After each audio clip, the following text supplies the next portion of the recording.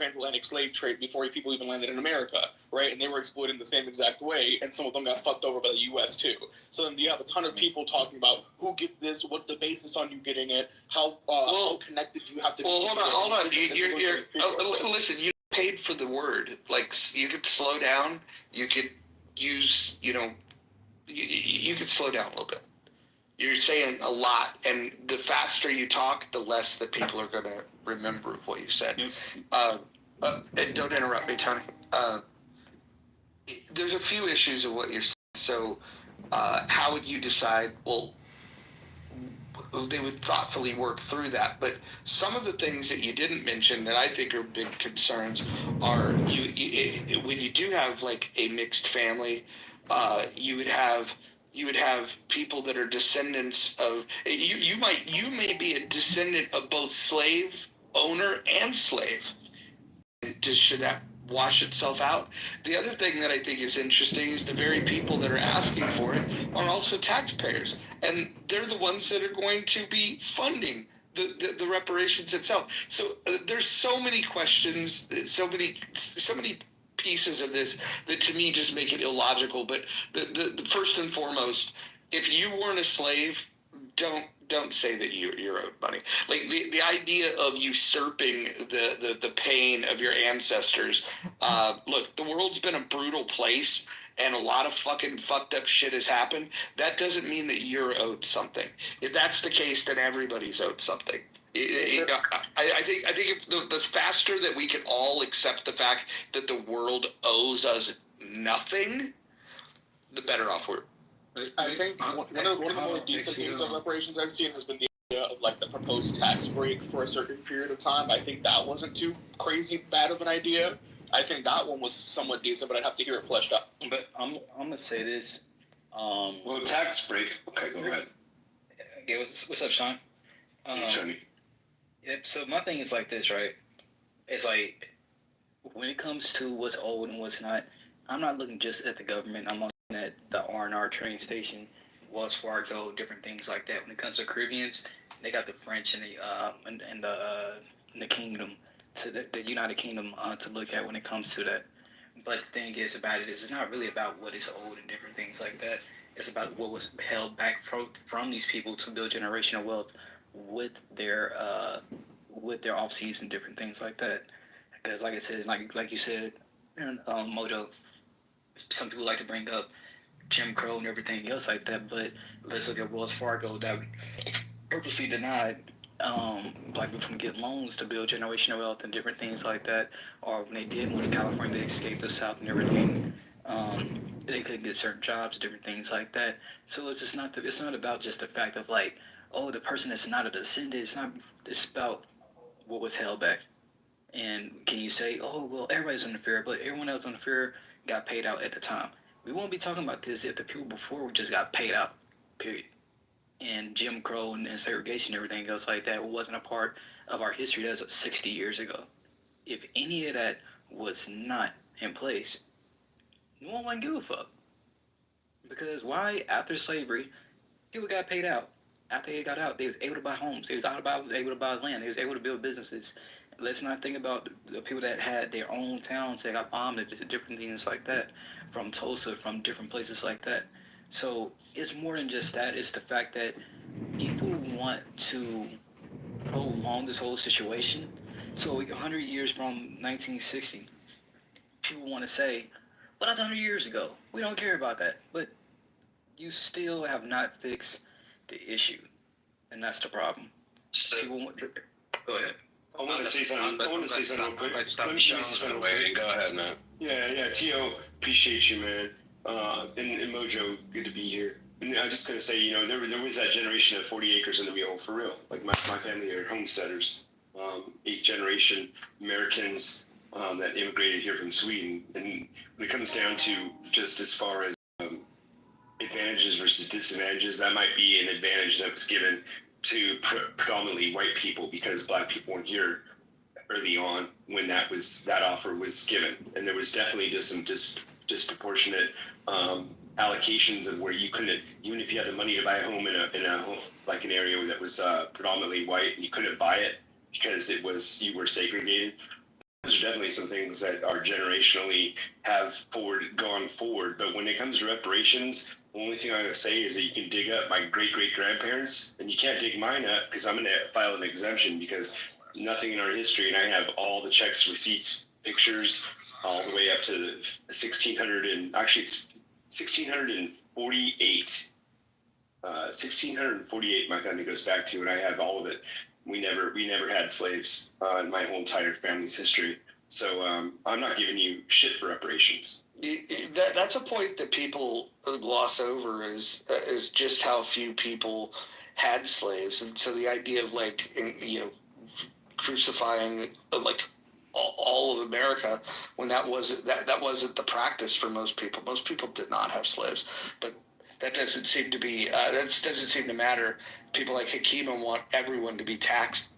I mean, it don't matter because it's the government that's paying. Like, so if you, like the immigrants that came over. How does the government get their money? By the people. And from the people. Can I finish? Let Hakima finish, though. Hakima, continue, please. No, I don't want. No, that's because you said that. I mean, I just have a quick. So Tony, just a quick question for you, though, real quick, because I've been listening into Hakima, and again, I'm pro reparations. But Tony, if I heard you correctly, you're saying it's not just the lineage, direct descendants of slavery. It's you mentioned the Wells Fargo thing, modern day redlining, right? It happened during the pandemic. So if you had the power, how would you allocate either funds or what? Again, how do you determine who of the black community around the whole country, from a week-old baby to 90-year-old man or woman, is eligible? Yeah, the same way they did the Indians. How the Indians, even to this day, a baby born, how you say it, a newborn and stuff like that is allocated monthly checks and different things like that. Like I said, like people look at the government, cool. Taxpayers don't want to pay it, cool. You still gonna get the same amount of money from all of the businesses and everybody else that they can sue, from the colleges, from the railroads, from the banks, and so on and so on. So the thing is, how would I allocate it and different things like that? A lot of people that came here, that's they're African, then they come over here like, I'm African American, because you don't have a lot of scammers, dead ass. And the thing is, lineage. Where did you come from? The bloodline, different things. Like my family comes strictly from Louisiana. Every year we have a family reunion where our family had their shed at where they were slaved at and different things like that. Some people that. And it's not, like I said, it's not just about slaves, because I know a lot of people, when they bring up reparations, the first thing they think about is slaves. But it's that's just a small piece of what happened and different things like that afterwards and stuff like that. But I would say, but to directly answer your question, to how I would allocate it is lineage. You feel me? Where your lineage from, different things like that. If you a half person or half breed, different things like that or whatever, you owed a little something, but you're not really owed nothing, because whatever the case can be like, but it would have to go off a lineage. That's how I would do it. Hey, I support Hakima, and whether we disagree, hold on a sec. Whether I disagree with Hakima or not, I like to hear from Hakima because I respect him, and I would like to hear what you had to say, Hakima. Please, would you? You to say that everybody else can speak without somebody else. I'm just saying, though. I don't want you to quiet yourself. Look, there you go again. I can't speak. Sean, don't. That's a cop out, man. Sean, don't worry. I think it's a cop out, and every time I speak, y'all come off the mic. Like Moose was able to ask a question. Tony answered it for 2 minutes. Nobody interrupted. I said 6 words. 3 people jump off the mic. Then I just started speaking again. Then Sean jump off the mic again. How's that a cop out? He was actually passing the ball, bro. He was, but he didn't. Hold on, guys. Yeah. Hold on. Everyone hold on. Hakima's right. You guys don't seem to respect the fact that he's speaking. When he speaks, you guys just speak all over him. But I don't know what Hakima wants to adjudicate this. Perhaps we should set up a GoFundMe, and we'll call it reparations for Hakima. Go. I'm not getting reparations. That's not my fight at all. Yeah, y'all get it. I'm just. Like you guys already feeling, Tony. So you mentioned like Native Americans and Indigenous, and you could have treaties. You can advocate for a treaty between Black America and the United States federal government. I would desperately convince you to look into how those treaties have been maintained. I would suggest you take a very deep dive in how the federal government and its interactions with Native Americans, particularly on reservations, how well life is there. As somebody who has, was kind of adopted into one of the tribes in New York and actually lived next to a reservation, I can tell you it's not peaches and cream. I can tell you that this idea that a majority of Black people have, that Native Americans get reparations, they don't. They do not. They don't get a fucking dime.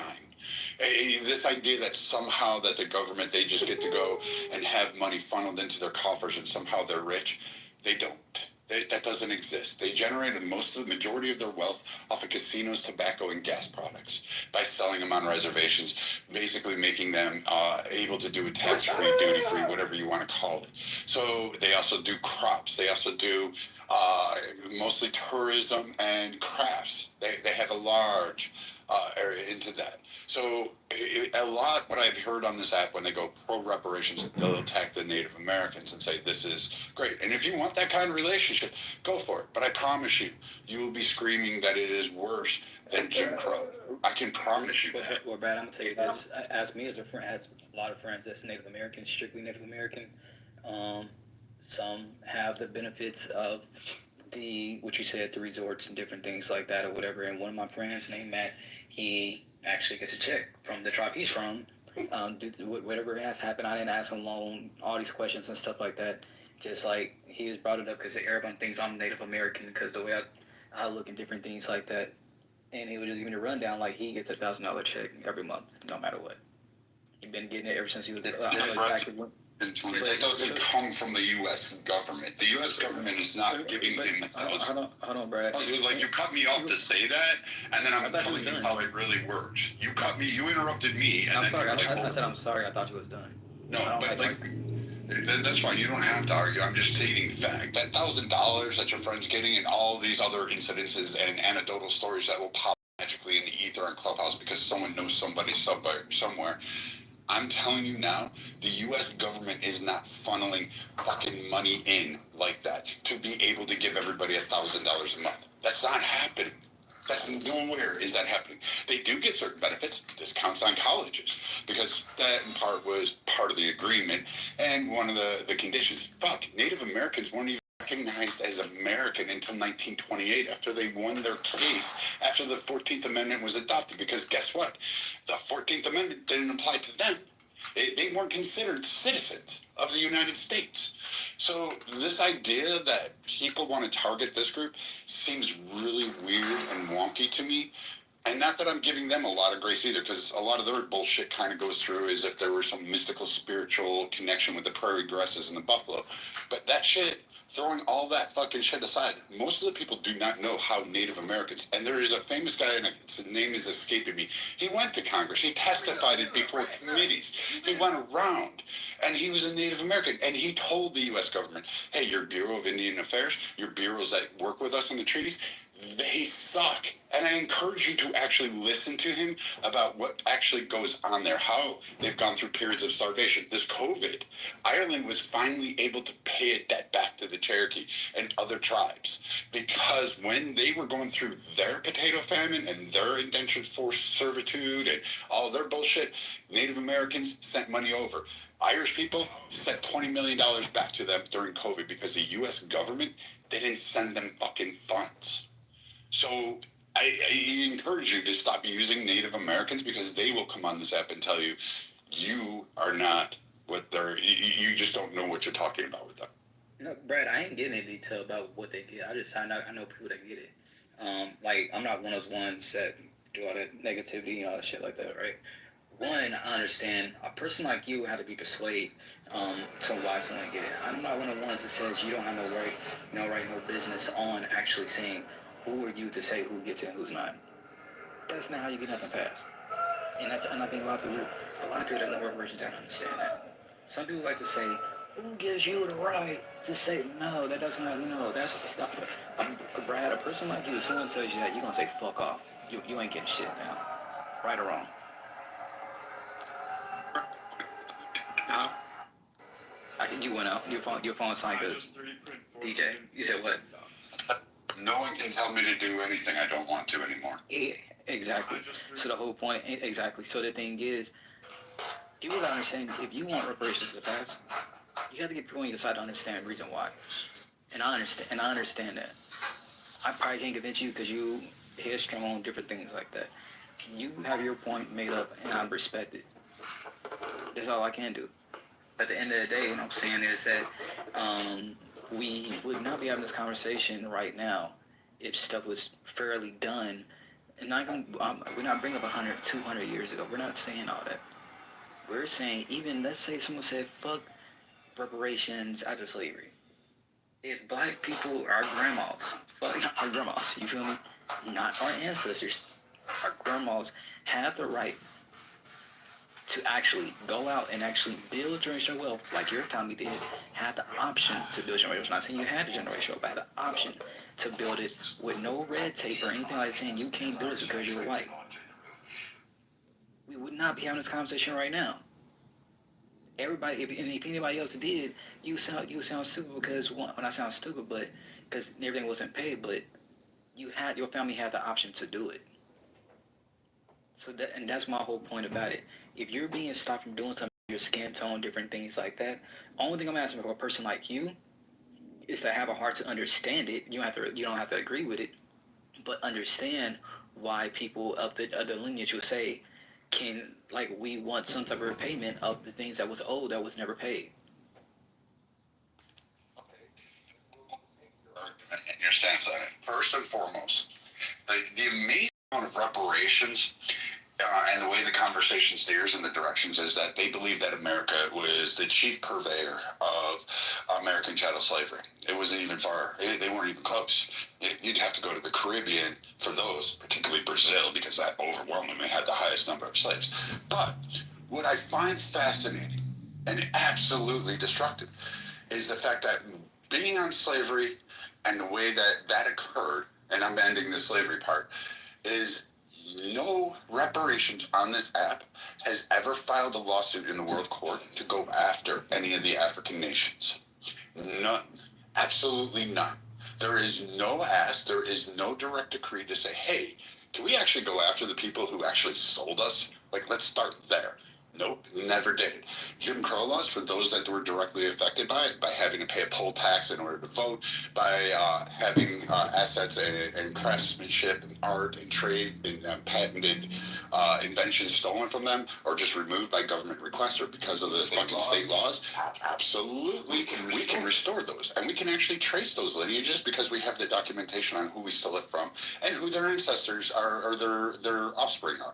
We can go through and restore those. And I would be all for that.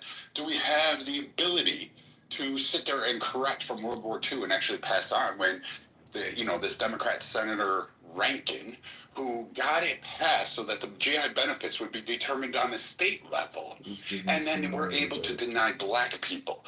Yes, we could actually correct that because guess what? We know who fucking served.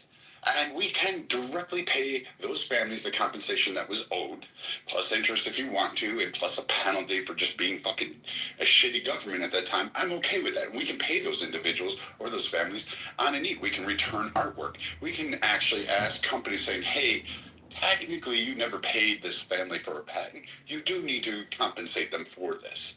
You do need to get registered and have that sales. That's an addressing of a grievance and a wrong that has occurred under our judicial system.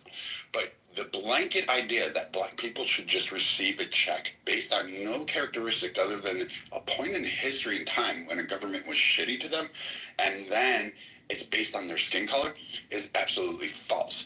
Many people who are black today actually, and one very prominent one who was screaming reparations and the black causes that, white people were the greatest oppressor.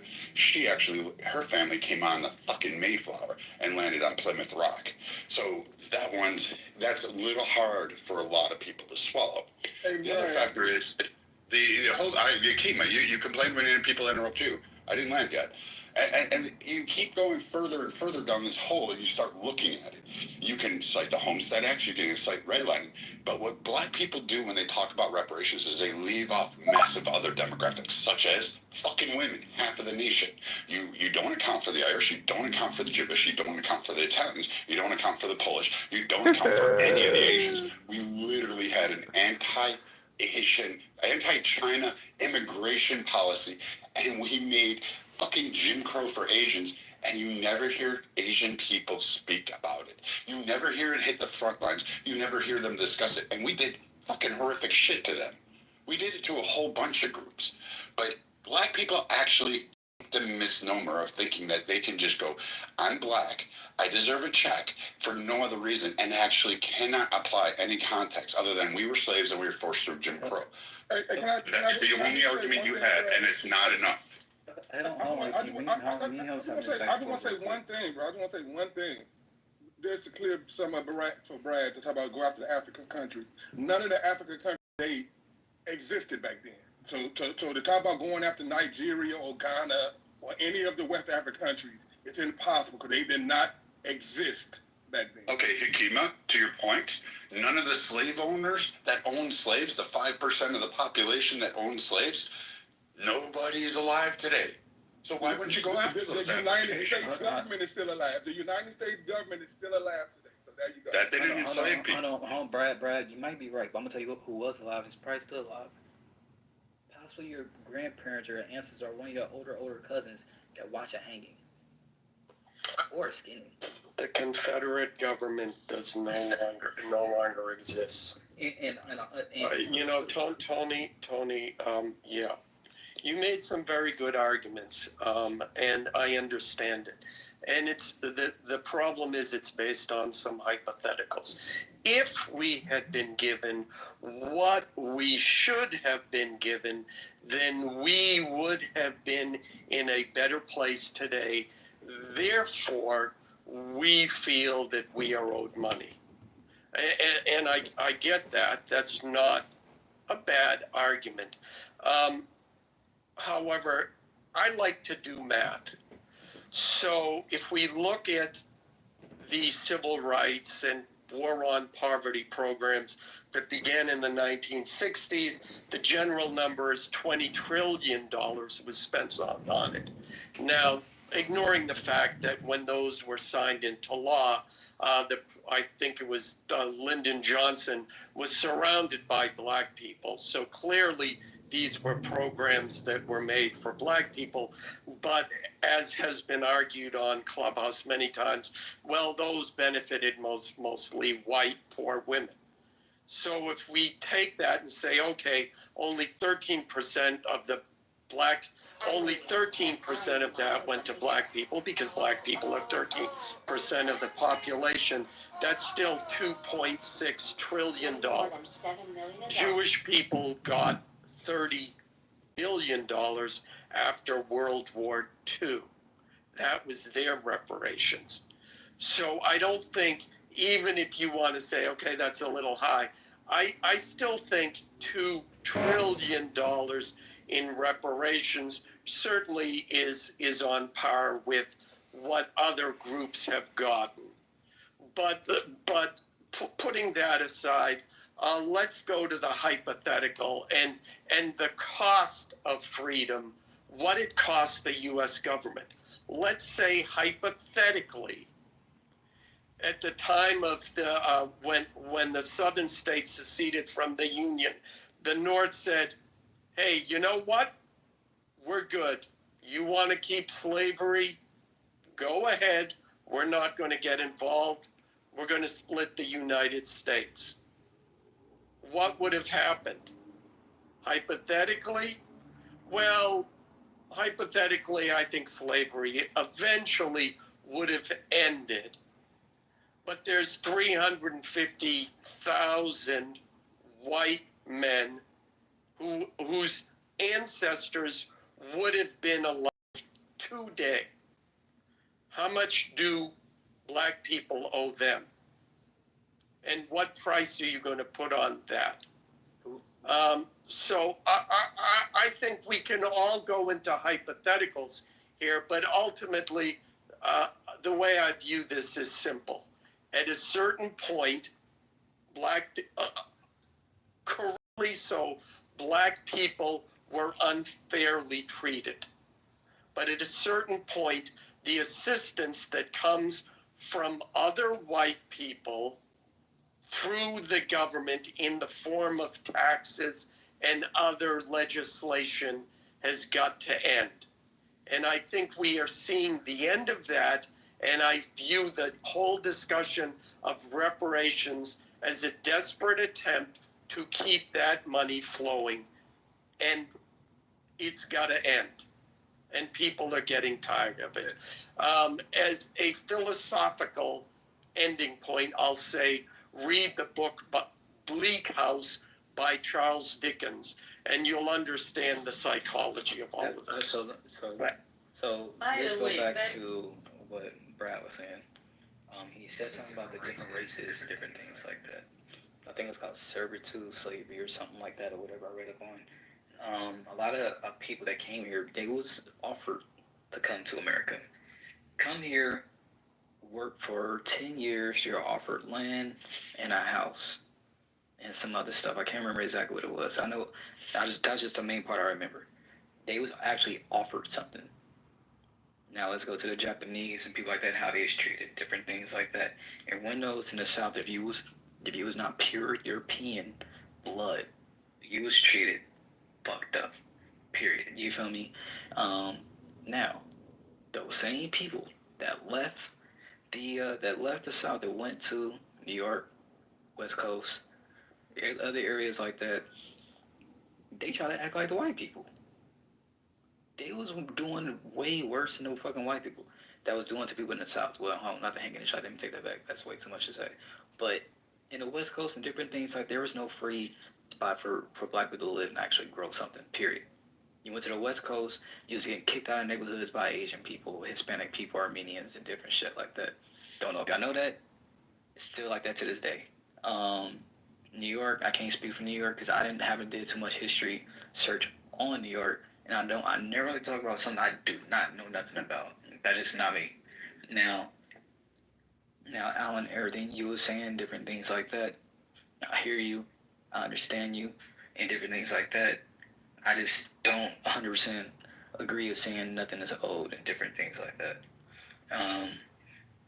And y'all cannot sit here and say, oh, our grandparents didn't do nothing, or I didn't do nothing. Cool, you didn't.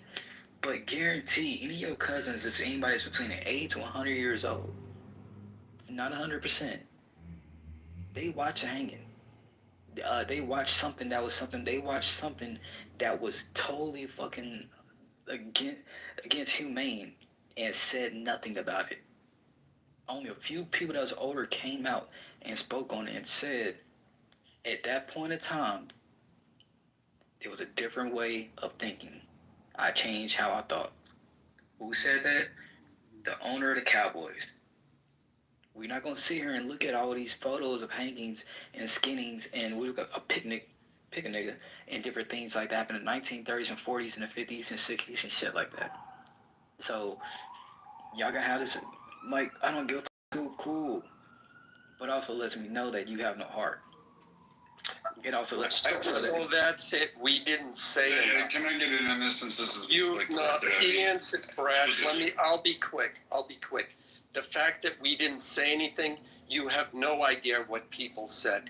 You have no idea what people did or did not do, how they voted, and I'm sorry, Tony, that's a weak argument. I said it was Americans. I'm just gonna Majority of speak on in regards. Oppose slavery, period, and oppose the treatment. Yeah, I'm going to speak on this. So the indentured servitude, it's glossed. It was mostly glossed by British historians. You know, fuck the English, because those guys, I literally wish I could piss in the Queen's fucking skull every day of my life. But you think that it was indentured servitude and they were promised. Usually it was 7 to 10 years, also 15 years. And these motherfuckers signed a contract by a group of people who didn't know how to read. The literacy rate in Ireland was 1% at the time, less than 1%, and it was only held to those who came down from Britain or who had ties to the elites in Britain. The rest of the population didn't know how to fucking read. But yet, no problem. We'll go with that they were offered a promise of America. No.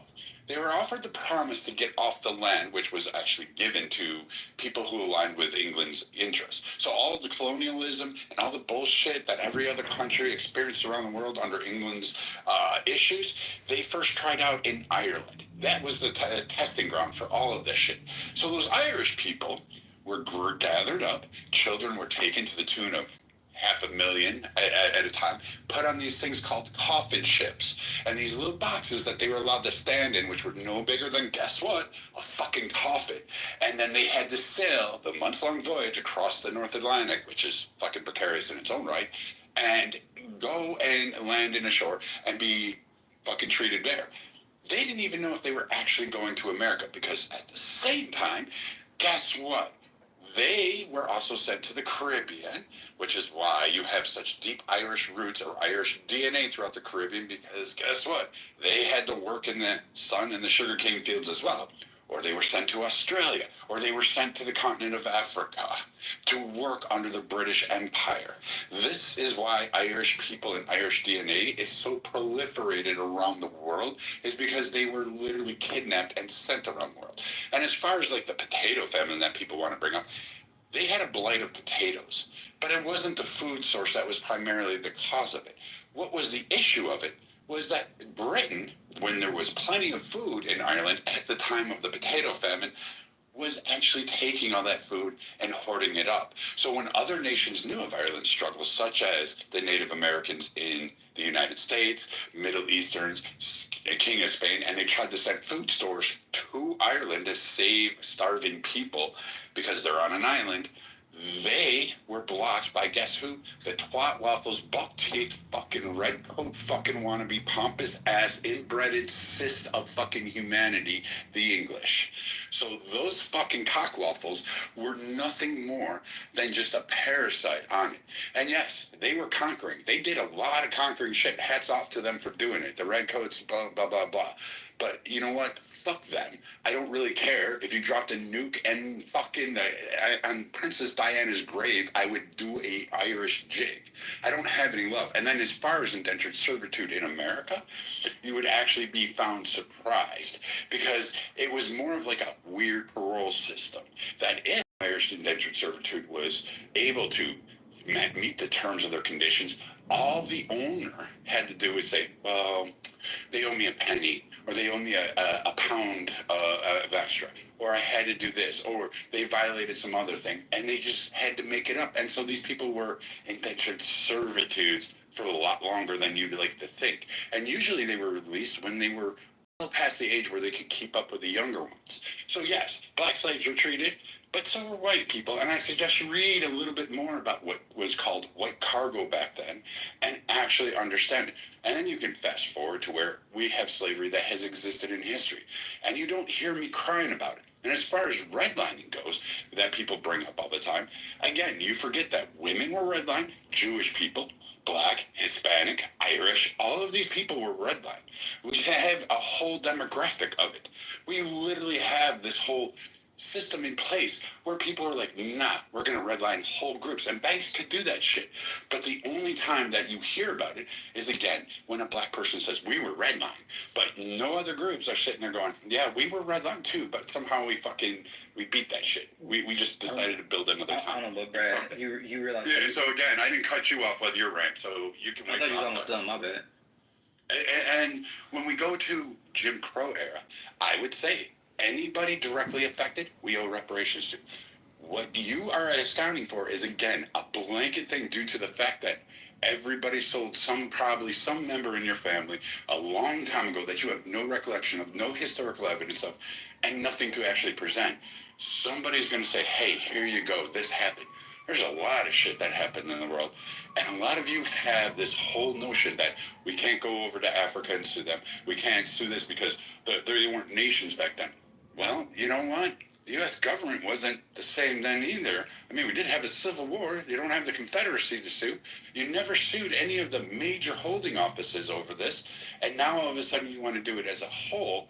by people who were never slaves, which the federal government already deemed in the recent decision in Tulsa, where just because you were black and you were living in the United States does not mean you're entitled to any kind of compensation because of what happened in the past, unless you were directly impacted.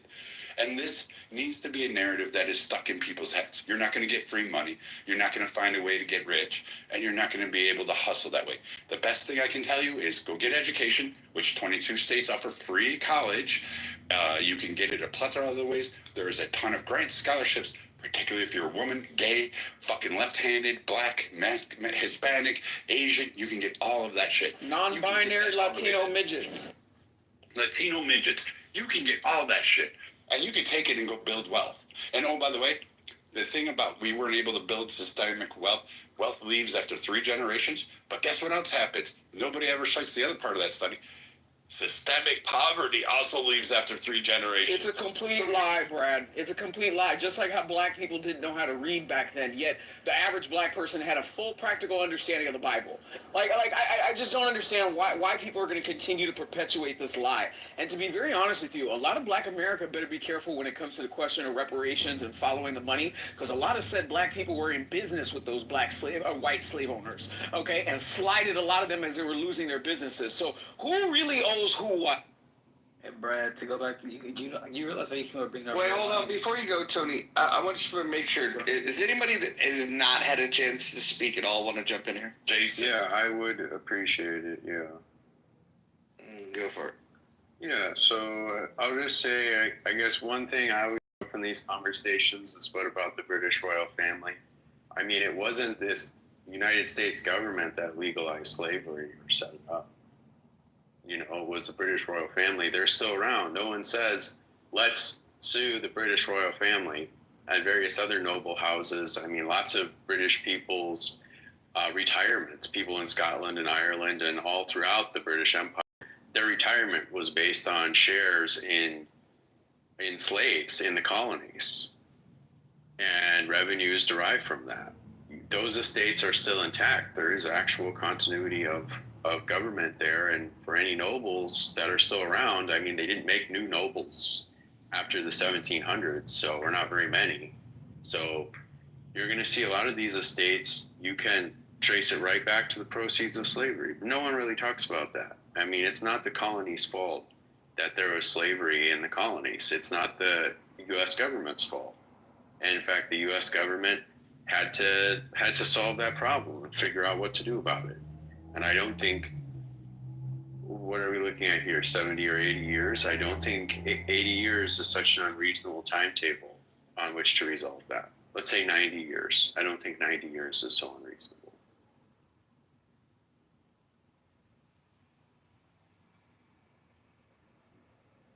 What do you think about that, Tony?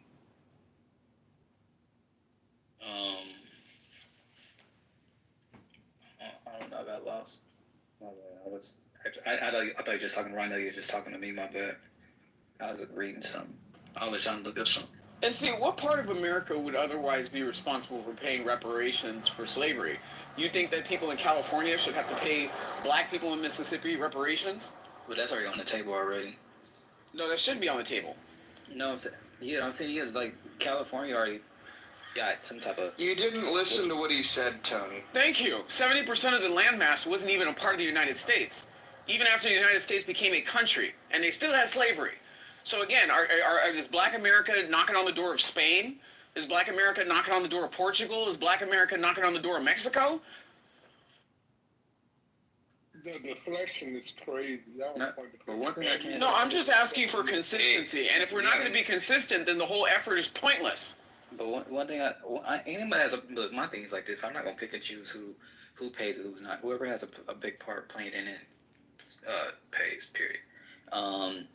The people from our Caribbean and different things like that, we understand that they have to go through the Queen and shit like that because of the things they did. So you think that people in the state of Hawaii, their tax dollars should be used to pay reparation? Can I finish? I said the companies. I said fuck the government. The government don't want to pay up. Fuck it. We can sue the companies that played a big part in that shit. They still live. They companies are still going to this day. So y'all need. So like, if you want to bring up that, I have a backup. Then another backup. Well, hold on. But I know you can make up new arguments if your previous argument fails. Thanks for admitting that. So to Adam's point, that's being I think overlooked. I just want to hammer it home. So slavery officially ended in 1865, right? So here's the states in the Union that were not states at the time. Colorado added it in 1876. North Dakota, South Dakota, Montana, Washington, all added in 1889. Idaho, Wyoming added in 1890. Utah in 1896, Oklahoma in 1907, New Mexico in 1912, Arizona in 1912, and Alaska and Hawaii in 1959. So, what do you supporters of reparations think about taxpayers' dollars from those states that weren't even part of the Union going towards it? Seems to me like a pretty unfair ask, but I'd love to hear your response. I mean, if someone specific going to that state saying that, then you're a dummy. You're a dummy. A person's a dummy to even think to even say, "Oh, let me go ask Nebraska this." No, they sent the government. That's number one. And two, people keep bringing up California and different things like that. Those motherfuckers did way worse than the fucking South it was, even to this day. They fucked up. So like no, hold on. Give me an example of what California did that was way worser, to quote you. Go ahead. Okay, cool. So, we know in the South there was the KK and shit like that. Cool. We understood there was. You think it's cool? The KKK. No, is I cool? don't mean when I say cool, I don't mean like that's cool. I mean that's saying that's just like a period. You feel me? I mean saying I made a statement. I don't feel you. I know what you feel me, but I'm not really it's like following. harassment. Can you maybe get to the point? Yeah, you said that you said and I quote what California did was way worser. Yeah, I know. Please explain. I am. Appreciate you for letting me finish. And so what happened was in the South or whatever, we had sundown towns, you had the KKK, but black people were still able to build something like Atlanta, different cities in Houston, different things like that. In California, you try to do any type of building, they burned your shit down. Wait a minute. Tony, have you ever been to Richmond, California? In Oakland? Or Oakland. No, Oakland's a different city. I'm saying have you ever been to Richmond? No, you asked me about Ben. No, I've not been. Have you ever been to Oakland? Have you ever been to Oakland? I understand Black Town. What about East Palo Alto? How about Compton? How about Watts? How about Hawthorne? Can I finish though? What about Ladera Heights? Because right now you're losing. Shit, what about Culver City? Yeah, that's not a black town. That's a Jewish town. But so don't forget, I live in LA.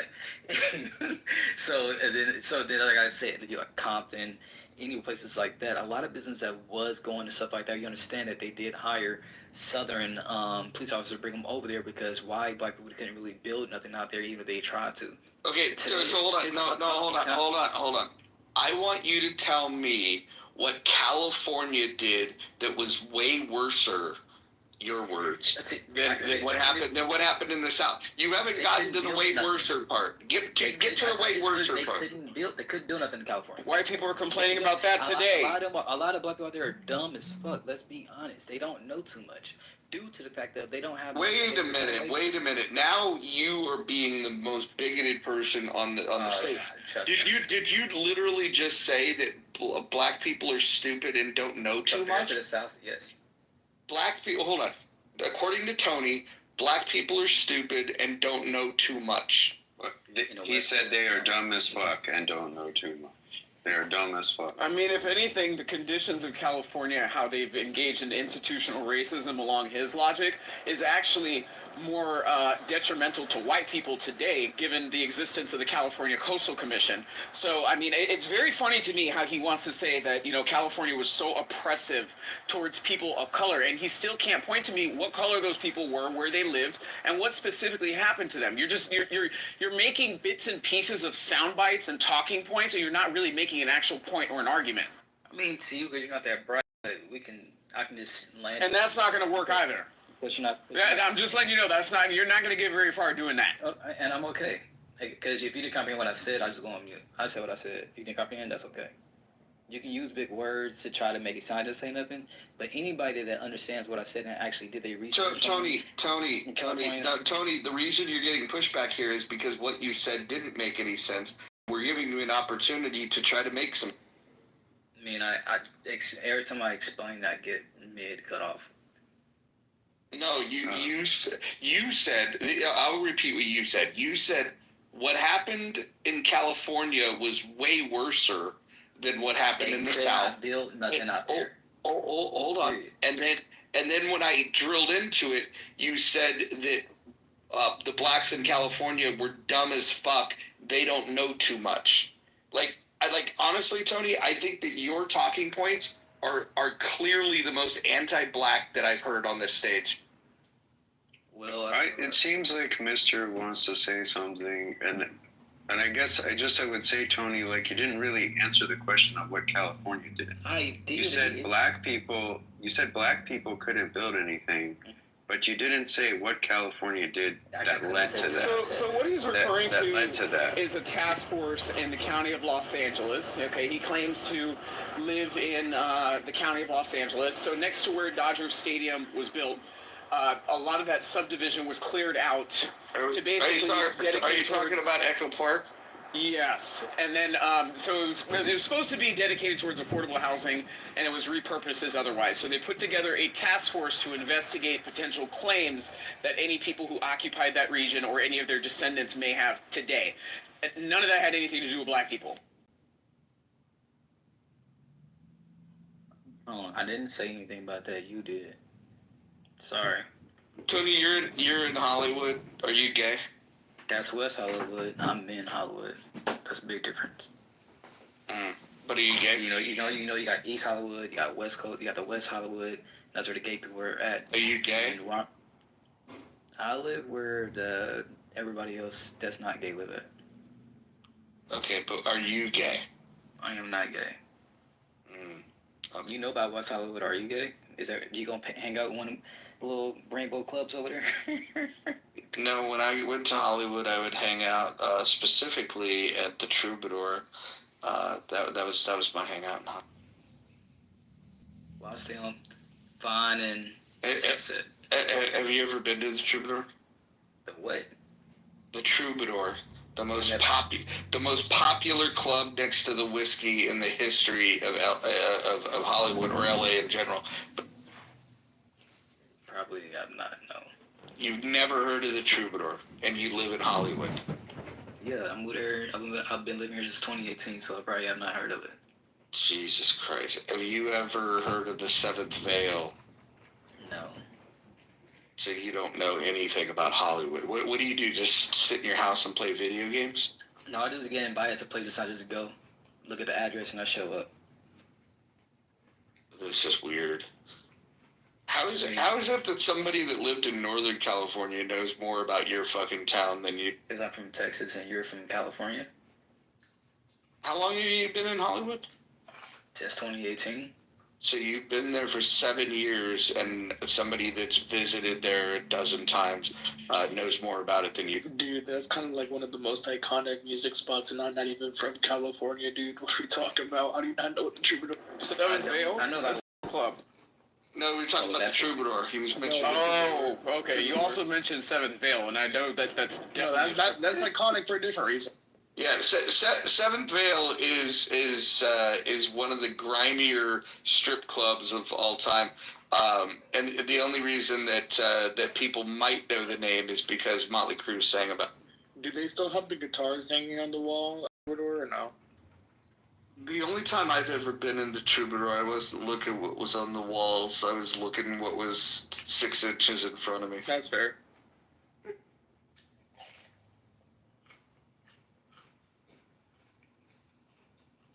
It's fucking wild. It's amazing. Hey, can I answer the question on why? I know about the Viper room. Oh, hold on. Yes, you can, Hikima. Yes, you can, but I want to answer something from the chat. Harry asked, have you ever been to the Viper Room? I never went into the Viper Room, but I will say that I was in the Hollywood Hills at a party with friends the night that River Phoenix died at the Viper Room, and so there was a chick that came to that party. Like, it was like fucking sun's coming up, and she was just busting out crying, bawling, and I was in Hollywood when River Phoenix passed away. But not at the Viper Room. I wasn't swanky enough for that. At that stage of my life, I was all about well drinks at dive bar.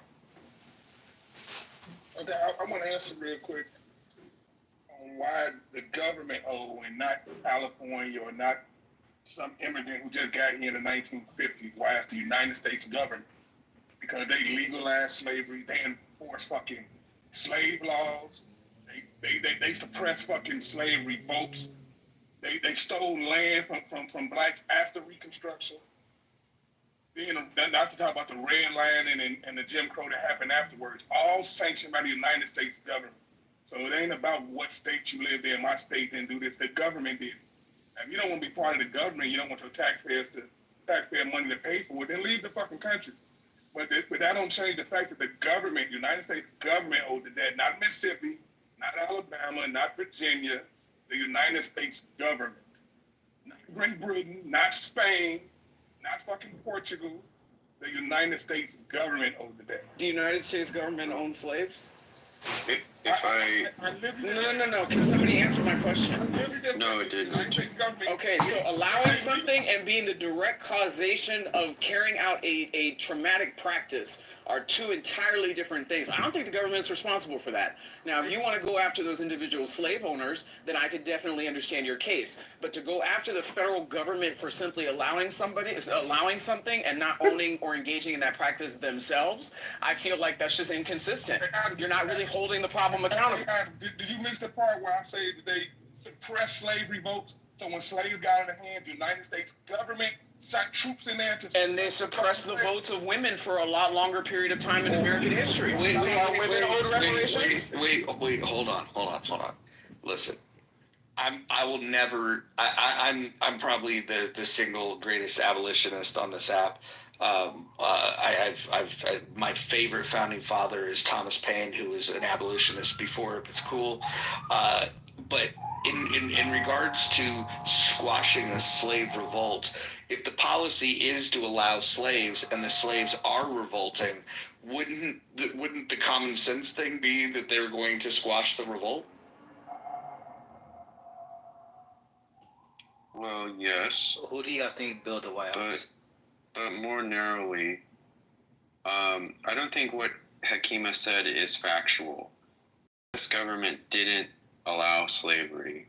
Slavery was allowed by the British monarchy, and it was part of the laws of the colonies. It wasn't in the U.S. government's power under the Articles of Confederation. It was. To change anything about slavery. Please, let me finish my argument. Then rebut the argument, okay, or disagree with the elements of it that you do. The Articles of Confederation didn't give the government the power to have anything to do with commerce within the colonies. All of the legal codes of the colonies were inherited as they were immediately following the U.S. Revolution. This is what are called the Reception Statutes or statutes in most colonies, and that's why you see the common law continue as it was, and they keep using English law in Pennsylvania and everywhere else. They just kept using the same system of laws. And under that system of laws, slavery was allowed by the British monarchy.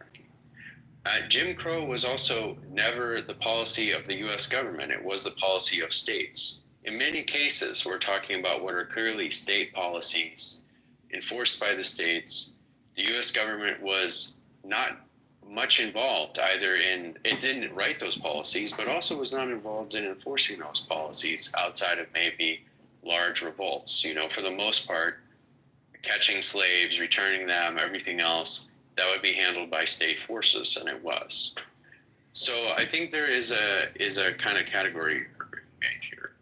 Yeah, I want to respond to something Tony said. By the way, that was great information, Jason. Hopefully people caught everything he was laying down. But so Tony mentions the 3/5 clause.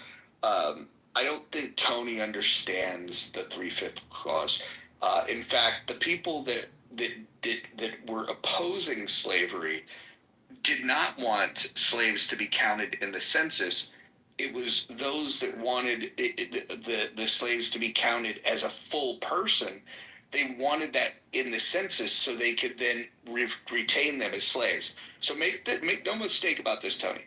If they didn't have the 3/5 compromise, if they would have counted the slaves as a full person, this is the lack of understanding, and that it's. I don't blame you. I blame the education system in this country.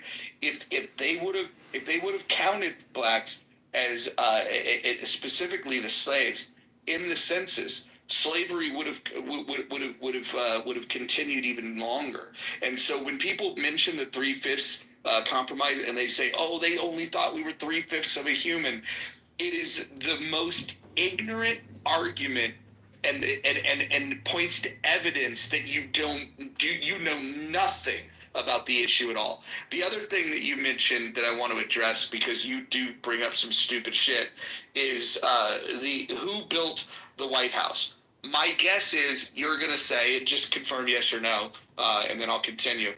But yes or no, you're going to say it was built by slaves, correct?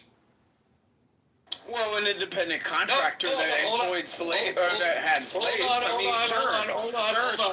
Hold on. I'll get to you. But they definitely weren't government slaves, I'll tell you that. There's no record to say the government owned slaves. I think I can handle this part of it. Tony, yes or no, were you going to say slaves built the White House? The chat's in, the information's in the chat. So you don't want to talk about it. Let's see. I don't know. I don't even know what the fuck you put in chat. You spam the chat. So why don't you answer me yes or no? Were you going to say that the slaves built the White House? Okay, you don't want to answer. It's a social audio app. Okay, he doesn't want to have an audio conversation. So no, the slaves partially built the White House. It was designed by James Hoban, and there was also free black laborers. So there were blacks that were free that participated on that project. There was also immigrants, and this included some highly skilled people, that understood things like stonemasonry. So that was Irish and Scottish predominantly, but yes, there were some slaves that contributed. But the idea that people just shorthand say that White House was built by slaves, partially true, partially untrue. So yeah, but Tony doesn't know his history. Tony thinks that the U.S. government coming up with the 3/5 clause was a negative thing for black people. Was actually a positive thing. In fact, the best thing for them would have been for them to have not been counted at all. But he doesn't know that because he doesn't fucking read. Well, and Roger, and this is where I want to continue to belabor the point that the United States government never owned any slaves. So, allowing something and somebody driving that train are two different things. You allowing something and not stopping the train by intervening as the government is entirely separate from a person who's committing the act. So for that reason, I don't feel like the government should have to pay reparations. They shouldn't. And where does the line stop? Okay, are you going to give reparations to women? Are you going to give reparations to women because their female counterparts behind them had to be their votes weren't counted? They weren't extended the same type of constitutional rights that women now get to experience today? Where does the line stop? Where does it stop? It stops when people stop fighting for it. Or is it just exclusively special because of black people? Come on. Why are the people against reparations so angry about it? There's no. That's the crazy part to me. They're really this conversation is not going to sway the United States government. If you and the proponents of reparations want to sue individual slave owners and bloodlines, then have at it. But leave our federal government tax dollars alone. That's all we're saying. Can I finish? Why? I don't get the anger, but. Yo, Kimmy, your phone sounds a little muffled, champ. We don't get the anger. Why are you trying to dip into our tax dollars? We don't get the anger.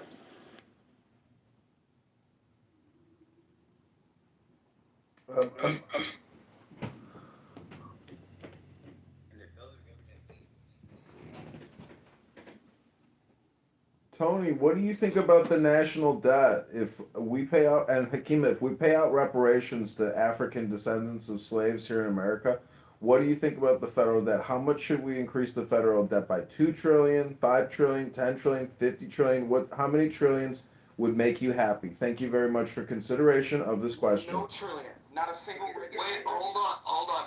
There is a group out there advocating that the debt that's owed is $6 quadrillion, which is 46 or 47 times the global GDP. So not only are they asking for something that's unreasonable, they're asking for something that's mathematically not feasible. But I was asking Hakima and Tony, how many trillions would make your claim, satisfied? Thank you. I'm gonna try to answer. The debt is a joke. Like people are complaining about the debt $1 trillion now to 37 trillion, and people gonna still be complaining about the debt when it hit 150 trillion. Like it is a fucking joke. It's never gonna go away. It's never gonna get paid. The spending, the borrowing is not gonna stop. Okay, so your first point is it's a joke, but how many trillions would satisfy the debt? Thank you for the consideration of the question. May I finish? But back to what Jason said, somehow Great Britain had, like, they are the ones who instituted, like, did slavery.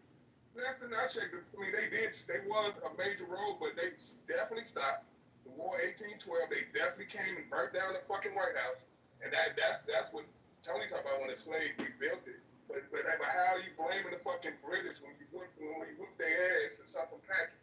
To now go back and say the British owe, or Spanish owe, or Portugal owe, everybody but the United States government owed the debt. It's just crazy. For him to say that, like, what I said wasn't true, that the government didn't suppress slavery votes, they totally did. They definitely had federal laws that allowed slavery. So that, like, the federal government has sat back and allowed it, so but they're not responsible. That's ridiculous. This wouldn't be a country if the federal government don't have any responsibility. Like, what is their role? Do you think 17 trillion would be a good number? 17 trillion, Hekima? Chill, man. I want to derail a good conversation. I'm just asking how many trillions. No one's giving me the answer but Tony. John, I don't want to argue. I don't want to argue either, but Tony put 17 trillion in the chat. Hekima, do you agree with 17 trillion? John's been trying to derail with the stupid debt thing all it doesn't make any sense, man. But Hakima, man, like, if we're gonna be honest, right? I'm surprised that you're surprised that people have a visceral reaction to the idea of reparations. I think reparations are reprehensible, and I think that I would be embarrassed if I supported reparations. I would feel like less than myself. Like, I'm not talking about you, how you should feel. I'm saying that I look at it as tantamount to begging. This is the way I view reparations. And so, like, my tax dollars would be going towards paying reparations. And I think it's despicable. I think the idea of reparations is despicable. It's a stain on the history of America. Slavery was. It's horrible. It's horrific. It's all of those things. But 17 trillion is not that much, Anthony. Jeez, it's only 17 trillion. I pray that I don't get a green bean, John, because I will see your ass later, bro. Listen. Don't get angry. It's just 17 trillion. Anthony, hold on. We're not doing interruptions today. The one thing that separates this room from the rest of the fucking rooms on Clubhouse. No interruption. Except when I'm speaking. I'd like to jump in after Anthony when there's. I would like to as well. I'm almost landed, y'all. I'm almost landed. So, Hakeem, like, there was a legal framework in this country. All right? It was legal. The government doesn't owe anybody shit. The citizens of this country inherited slavery. They made a decision to keep it legal. They paid for it in blood with the Civil War. This idea that people are owed anything, it's despicable. Thank you for listening. I mean, I guess you would take that viewpoint, all things considered. But to say that it's begging, I mean, like that's anti-capitalism. It's a debt, and capitalism and this system is built on debt. So what you're basically saying that since you guys didn't pay the debt right away, it goes away. Like, let's set that precedent where we just let debt go the fuck away just because somebody refused, the person in power refused to pay it. Because they had to pay that shit in 1865, we wouldn't have this conversation. Maybe the slaves would have blew the money and shit would have been over with and we would have been probably worse off or whatever. But they should have paid it. And just for the simple fact they did not fucking pay it, now that people are asking, well, people have been asking, like Brian said earlier, all of a sudden you ask for reparations. It's not all of a fucking sudden. You've been asking for this shit for over 100 years. And okay, you got it. Hang on, CEO. No, I just wanted to keep it brief. Were you done? No, I wasn't done. Did I mute Okay, up? go ahead, man. Go ahead. No, you go ahead. Well, I just asked you if you were done, so you can continue. I was talking. How the fuck you stop me from talking and ask me am I done? It was me by mistake, Hakima. It was by mistake. Take a breath. I did it by mistake, Hakima. It was a mistake on my end. I saw moves come up. Whatever. Y'all weird and stuff. Y'all go. I was going to say briefly, so Mojo, you were giving Jason flowers earlier for dropping facts about really the federal government never had any involvement with the oppression of black people in this country. So just a couple of highlighting points. Obviously, the voting rights for black people came much later. Early segregation within the federal government, separating black employees from white employees, and of course, federal housing policies from the 1930s, very infamously known as redlining, all from the federal government. Go ahead, Steve.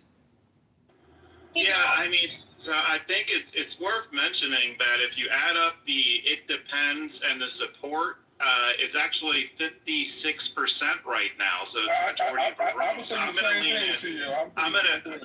So I'm gonna lean into the it depends category for a second, and I'm gonna give the proposal that I've heard about 65% of conservatives on Clubhouse have agreed with me or said they would be open to it.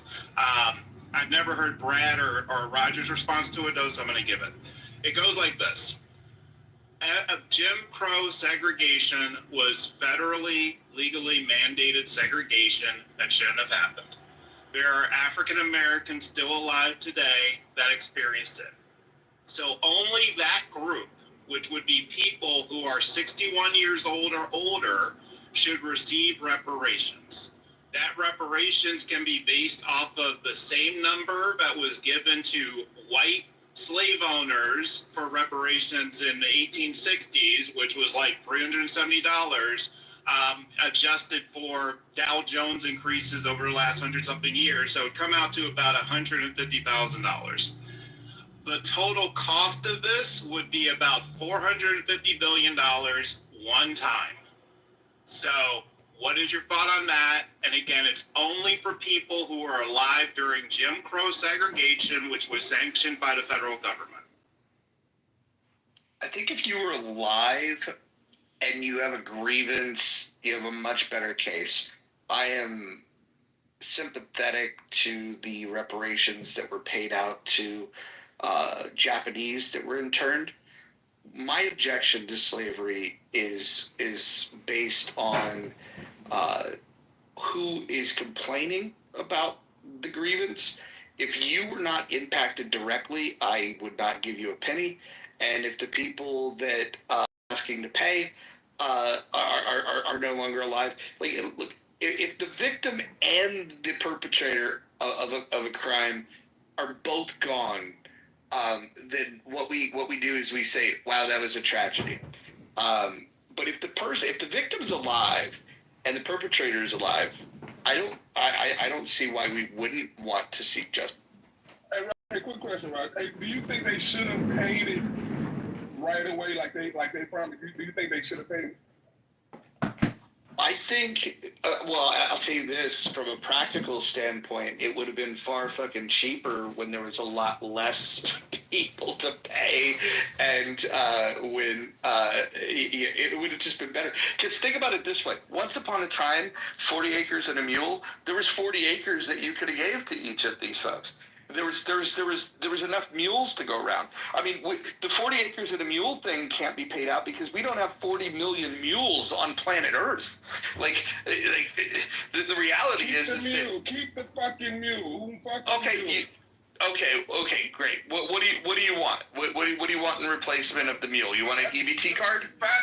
$5,000. Whatever fucking mule costs today. Whatever fucking mule costs today. Plus interest. Don't forget the fucking interest.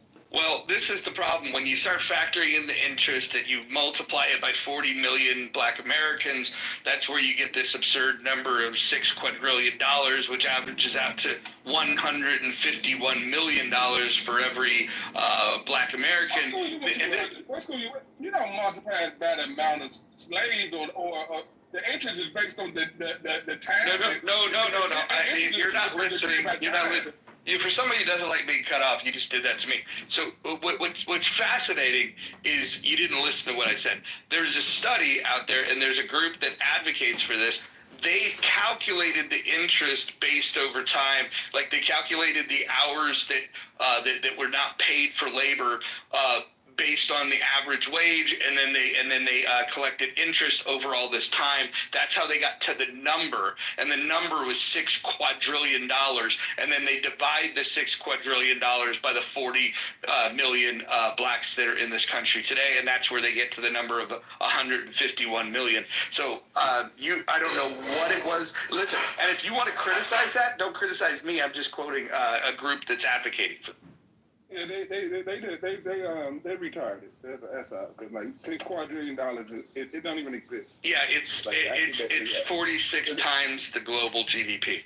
They might as well give us the sun. Like here's the sun, and it's yours, and you can restrict it from everybody. Why not ask for that at this point? Because like it's to me. Roger, you're diabolical, bro. You know what?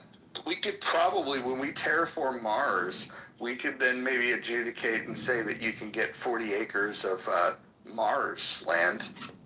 We didn't say where the 40 acres was going to be.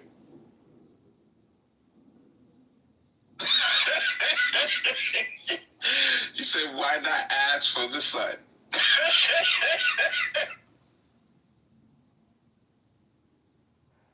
This poll is interesting. 23% support, 44% do not support, 35% are in that it depends, which means that if the people that support reparations were to convert, a plan for those that say it depends, get some sort of compromise, you could get to 58% is what this is telling me. So maybe just maybe the most important people in this room are those that with the purple that say it depends. So Don and Dr. Adams, maybe some people in the chat, what does it depend on? Don?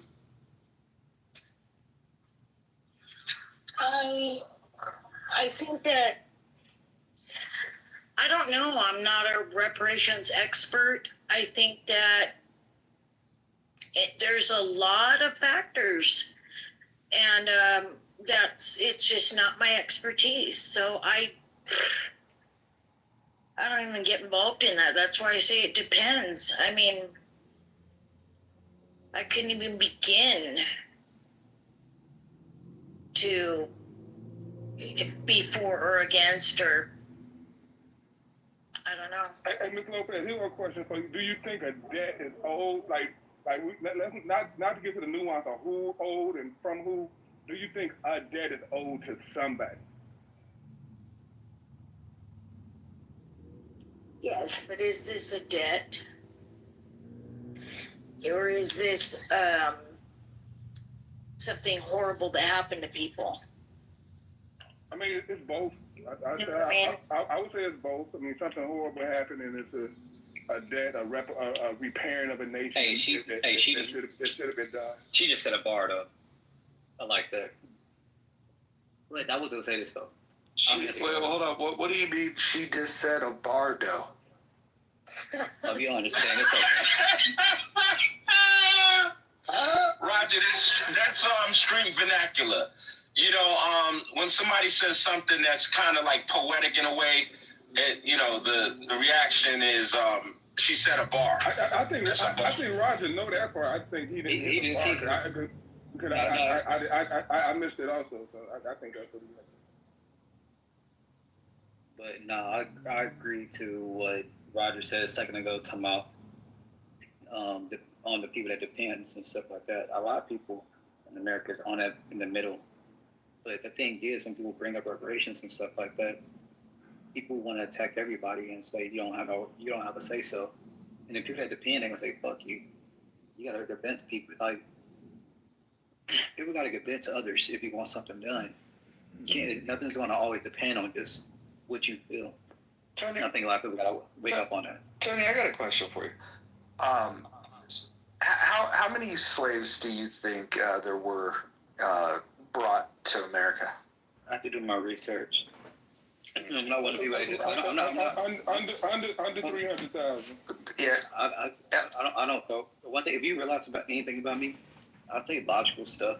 I'm not one of the people that say, "Oh, the history said this and the number said this." Okay. I do my research. Tony, what does your research say about the amount of slaves that were taken to Brazil? Again, I have to do my research on that exact number. Yeah. I mean, I've always found it fascinating that Brazil, there was 10x the amount of slaves taken to Brazil than there were to the U.S. And for some reason, and I've never, ever, and I mean never, ever, heard anyone on Clubhouse talk about the reparations that are owed to people in Brazil. I've never heard this. That's because you're not listening. The Caribbean. Tony, I know you think your voice means more than that, but I'm talking. But just the Caribbean do have a reparation movement going that more than likely do include Brazil, and they are, from my understanding, a lot closer to achieving their goals than Black Americans are. Well, the thing is, Mojo, is that a lot of people don't even know about it. They don't know about the sugar cane and different things like that. They think it only happened in America. That's why you don't realize people speaking on it. But a person like me that knows about the Caribbean, that everything happened in the Caribbean, different things like that. So Tony, on a scale from 1 to 10, on a scale from 1 to 10, one representing that you know nothing about the transatlantic slave trade, and 10 means you're an expert and know everything about it. Where would you put yourself on that scale from 1 to 10? I'm in the middle. I'm not saying I know everything. I'm not a dumbass. A dumbass only say he knows everything.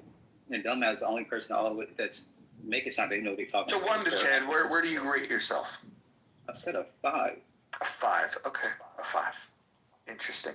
And so I'm not going to bring up articles and say, "Oh, this article said this in 1858." This I'm not about to do all that.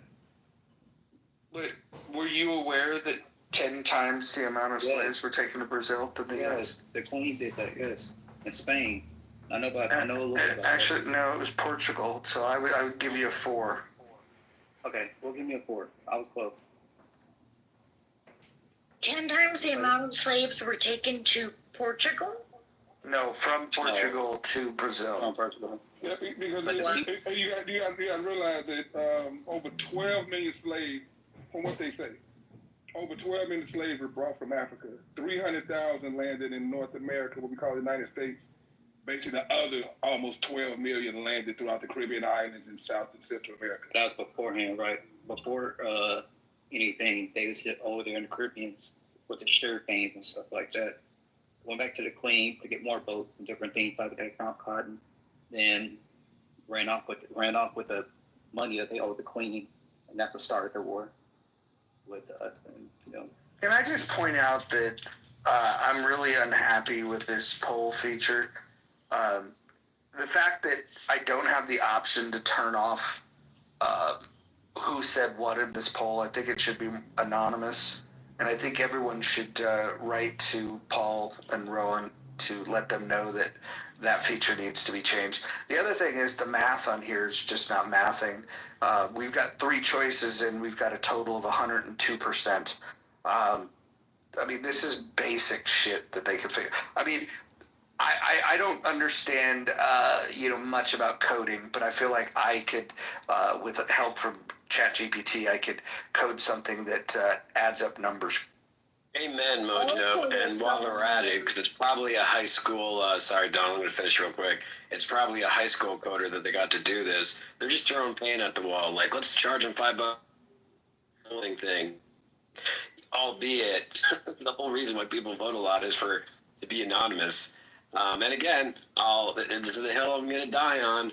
How can they charge anybody, I don't care if it's $5 a month or $1 a month, when they can't find a 19-year-old coder who can figure out how to actually enable all users to delete any message in your back channel that you no longer want, and therefore does not indicate you have 5 messages, 7 messages, 6 messages. They don't do that because they have to keep the shiny thing in front of us to keep engaged. Also, I wanted to add to this, these votes or these polls, they stay on your bio, which I wasn't aware until I looked at my bio. I think you should have the option for deleting them. Right, at least that, right? I think what they're going to do with these polls, I think they rolled this out rather than just a feature to amuse us. I think what they're going to do is they're going to go look at these polls, and then they're going to aggregate some of this information, and they're going to put it together and sell it as market research to people that are interested, especially when it comes to politics. I think like something like this, like a poll on reparations, only poll on reparations, but then they can go and search out keywords, and then they can put all of this, for anybody that would want to buy this type of information. Well, market research is expensive, so yes, they will do that, no doubt.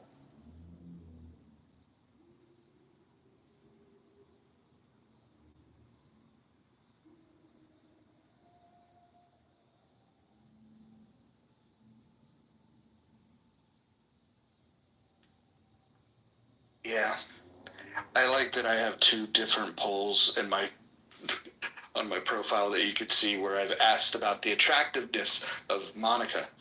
She fared very well in both of those polls, by the way.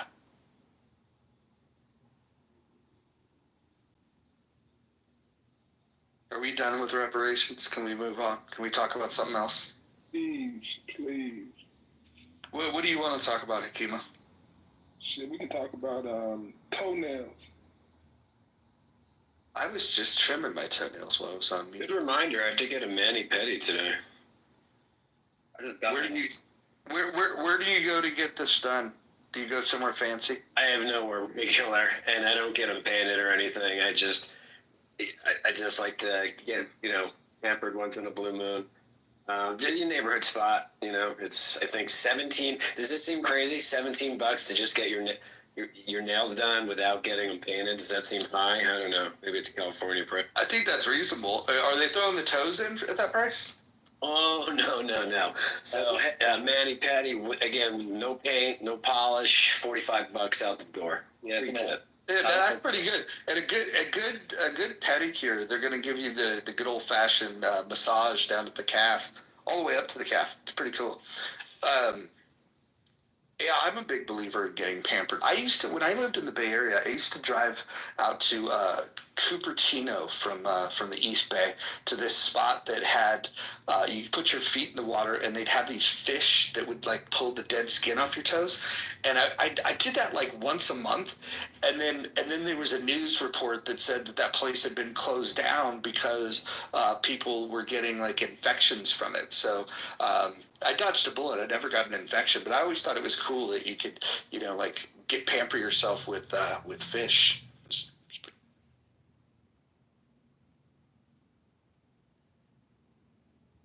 How did it feel?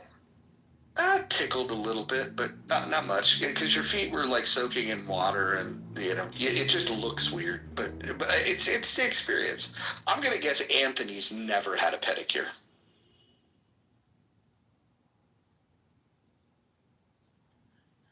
Anthony, do you ever let other people touch your feet? If I had to bet, it would be a definite yes for Anthony. I hope he answered. Hey, I ain't gonna lie to you, I do. I go where I have but my motor and stuff like that. Do you allow men to rub your feet? No, you cannot. Roger, do you and Anthony ever like scalp massages? I mean, assuming if you're bald.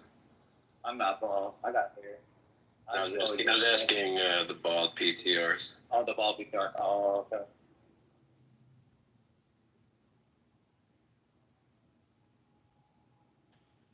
I went to a barber that wanted to charge extra for a buzz cut, and I just thought, like, why? That's the easiest thing to do. They were explaining that, like, it's not.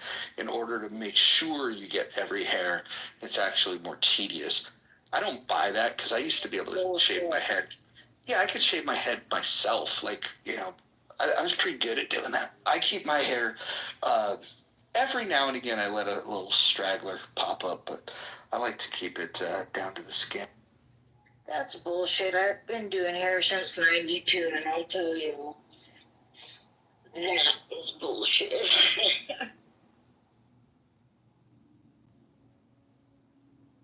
Hey, Roger, so you're bald in real life? Yeah.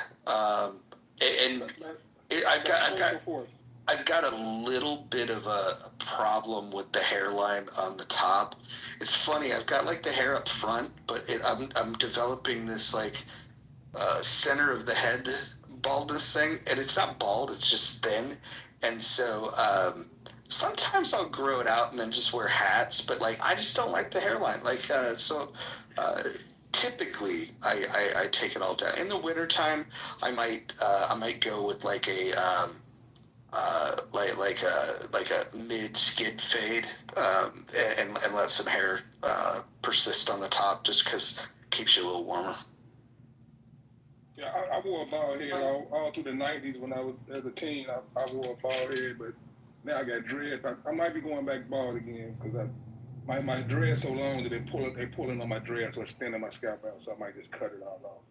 And I can't imagine having a fucking haircut going to the barbershop every week. So it's either dreads or bald. You know, a haircut that took precision is the flat top. I remember doing those. Those take a hot minute, yeah.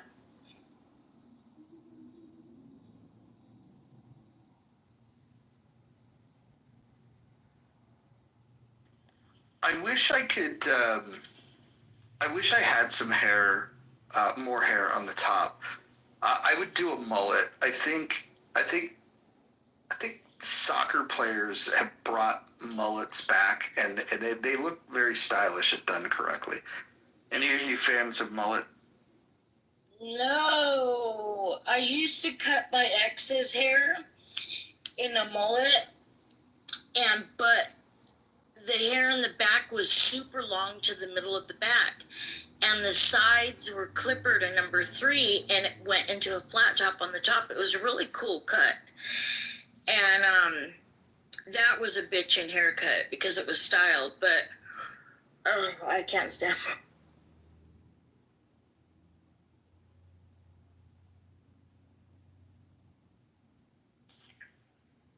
The haircut you just described is the haircut of choice for about 75% of the roster of pro wrestling in the mid 80s for Jim Crockett Promotions. It was kind of in the Mid-South area. Like that was a very popular style. Like super long in the back, shaved on the sides, and then styled on the top. Yep.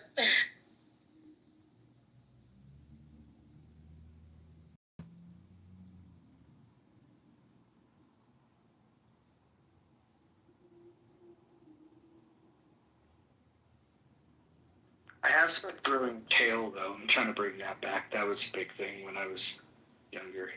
So I'm bringing back the tail. I haven't. You know what? I haven't seen those in years. I had a duck tail. Yeah, once it's long enough, I'm gonna braid it and I'm gonna put beads in it. I had that too. The school, I would braid my hair. Not break those videos.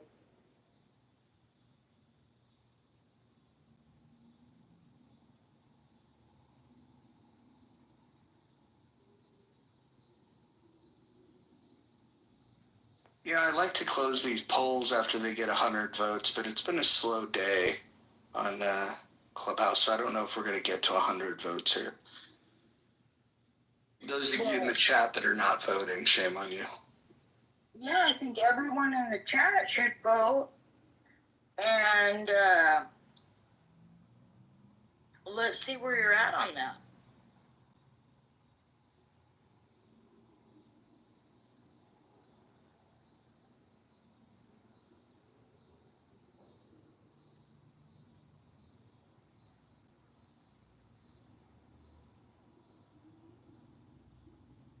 We got another one.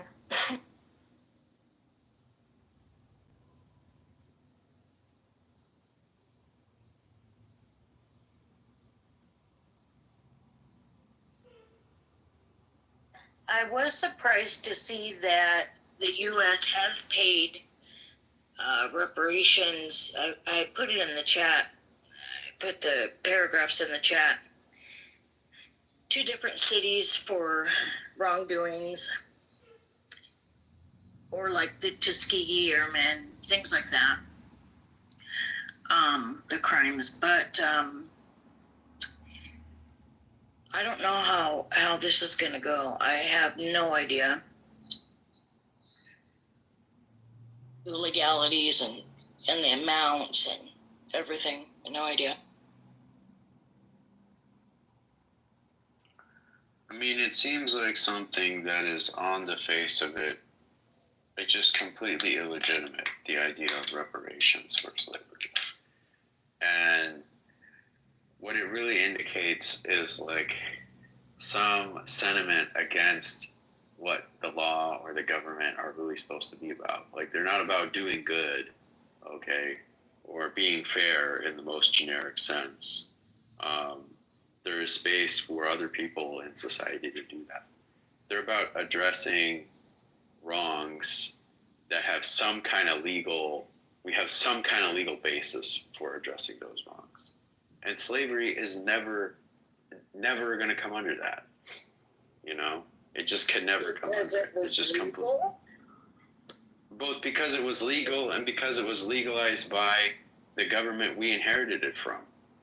Okay, if you want to say making it legal was wrong and is the fault of somebody, okay, that's the British king. That's not us. It's it's in the state charters and all that kind of stuff. It's not something the U.S. government did. So you just can't make all Americans pay for something America didn't do, America didn't set up, America didn't do, and that America wound down relatively aggressively. I mean, slavery in your society is not an easy task. Not a lot of societies have done it. A lot of societies have been destroyed by the attempt to do so. It's not something that, I mean, it's kind of remarkable that the U.S. survived slavery. Because typically what you get with slavery is like, people can't be enslaved forever. They're going to revolt and kill everybody and get free. I mean, they can't, how long can they endure that for? You know, so that certainly was a potential outcome. But okay, we unwound it. I mean, what could we have done better here that we didn't do? You know, are you going to say 90? Okay, it could have been 70 years, not 90, but are you going to tell me it could have been 10 years? I mean, is that realistic? It's an argument against reparations for slavery. It's not an argument against reparations for the subsequent Jim Crow and all the things that the government actually did do. Yeah, the governments that did them, yes, you're right. And those state governments did those things. And if we go to the states and we say, look, you did Jim Crow, you got to pay, it's hard for me to say that's wrong. But then, like, okay, Alaska and Hawaii, what did they do, So. Well, yeah, I mean, Alaska, Hawaii, but there's 11 other states that, weren't states in 1865. But I appreciate expanding it into things like Jim Crow and other injustices. I think specificity is the most important thing. And I think where this argument usually gets hung up on both sides is the generic argument where, if you just say, oh, a debt is owed, well, okay, well, you're going to have to break that down. Like, who was the victim specifically? Who was the one that violated them? And then who are we proposing we pay it out to? How is it paid out? Who pays up? All that kind of stuff. Those things matter. And I don't think it's unreasonable to say that if you want taxpayers to fund it, because taxpayers are responsible for the country's debt, the state's debt, but we also, as voters, have a right to have a say on what we spend money on. And so I think if you're looking for taxpayer dollars, taxpayers should have a say in this. And this is why I think taxpayers are going to say no. Where I think an easier ask, at least towards the federal government, for anything that you think they might have done wrong, is to go after the 28% of federally owned land. That's just an easier pill to swallow for taxpayers. How do we get back from toenails to reparations? What the fuck is going on, Roger? Well, we've got 50 votes so far, and so far the plurality are supporting are in the do not support camp. No, I don't see it that way. But you do have 60%. Well, right now it's 42% say do not support, so that's a plurality. It's not a majority. If you count it depends. If you wanted to say that 50% of those go in either camp, then you can cross the 50% barrier. But the support camp just needs to come up with an argument to flip more. I mean, 36% saying it depends. You be asking if you're really in support of it is asking those people that say it depends, like specifically what does it depend on, and how can you get them on your side? How can you turn it from an it depends to a support, and maybe even to a staunch support? See, clarity. I just think they would just need some clarity on what it is, and I think that'll push most of the people into the support camp. Is anybody in this room opposed to when the U.S. government paid reparations to the Japanese that were interned? Is anybody in opposition to that? No. How did they sort that out again exactly? How did they allocate? How did they know? I guess it was more immediate, so it was easier to see who was directly impacted. Those were actual survivors that were paid out, and the dollar amount, I think if you look at what they were paid, I think if we did something similar for to address the issue that Black Americans may have, I think that number people would find offensive. They would still probably vote in support of it, but this is one of the questions I always have is like, does the issue go away afterwards? Like, what do we do? Do we then say, okay, we're in a post-racist America, the debt has been paid, and then everything is great? And how do you put a dollar amount on that? I always find it weird, even in cases where, like, if somebody was, killed, and there's a restitution that's owed for that. How do you come up with a dollar amount? Just pain and suffering. Like, I would not want to be the one that puts a dollar amount on it, because it feels like no matter what you pick, somebody could disagree and be like, oh, that's what you think a life is worth,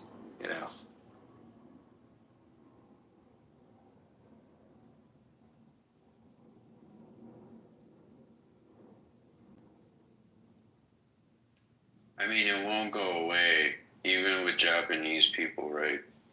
Like, they got reparations. Japanese people, Japanese Americans are doing great in America. But when I was attending more regularly at Sokoji in San Francisco, there were always one or two people that were like, oh, now we need to go to the something or other for Japanese Americans who were interned. And, you know, the white people did this. America did this to us. And it's like, bitch, you're a lawyer. You have a good life. Like, and so does everybody else. I don't understand why you keep reaching back to this, you know? And it's like, and obviously Japanese people themselves, like so many people are like, oh, you need to visit Hiroshima. It's like, do I ever say to them, you need to visit Pearl Harbor? You know? I will say, you gotta like some people don't let go of shit. Yeah. Well, are you going to compare Hiroshima to Pearl Harbor and the amount of loss? I'm just curious if you're saying that was straight face. No, I'm saying it with a straight face because they started it, and and Hiroshima is justified and Pearl Harbor was not. Okay? Hiroshima was part of the conduct of a war that they started. But I never say that to them. Did you go to Pearl Harbor? What rarely comes up in this, too, is the fact that the bombs dropped on Hiroshima and Nagasaki actually saved lives on both sides of the conflict. I mean, yeah, it's not any worse. What would they do to Nagasaki or Hiroshima if they didn't nuke it? They would firebomb it. That's what they had been doing. And if they would have continued doing that, the death tolls would have been much higher. Not to mention, the death tolls on our side would have been higher. I had a friend. She's passed away now. Elderly Japanese woman. She was in an internment camp when she was little.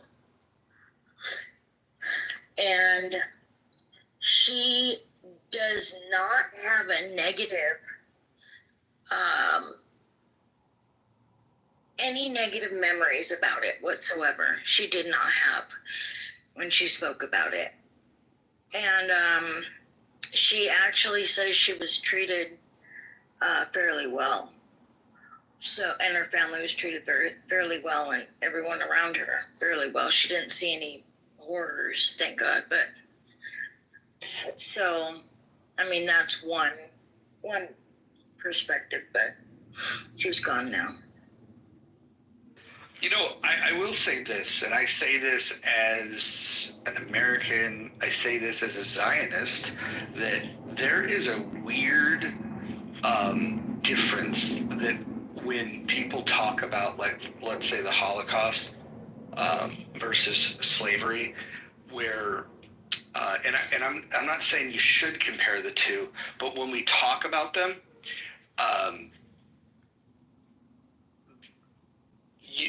you're allowed to talk about, like, questioning, the thought of reparations for slavery. Like, I talk about it all the time. If I were to talk about, hey, I don't know if the Germans should have given reparations to the Jews, if I were to say that, I would be skewered for that. And so I will acknowledge that there is a massive double standard on the pushback that's allowed towards Black Americans. And I say this as somebody that has pushed back towards Black Americans when it comes to the topic of reparations, but I can acknowledge that in these conversations, if we were talking about reparations that were paid to the Jews, you'd have an entire tribe that would defend those reparations, and then you'd have a lot less people being critical. And so I don't know exactly what that means, other than at least in America, there's more people feel free to speak up against a Black grievance rather than a Jewish grievance.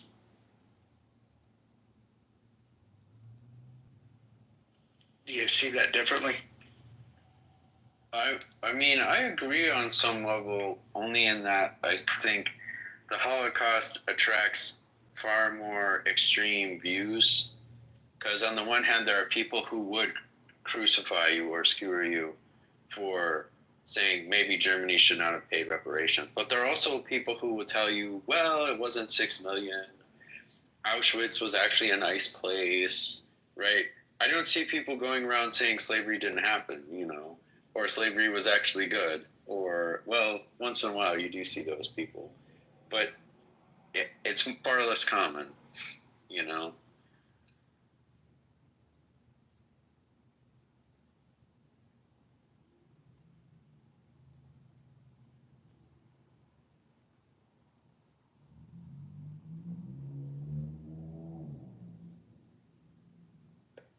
I think what the blowback would be in modern day Germany if they hadn't paid reparations.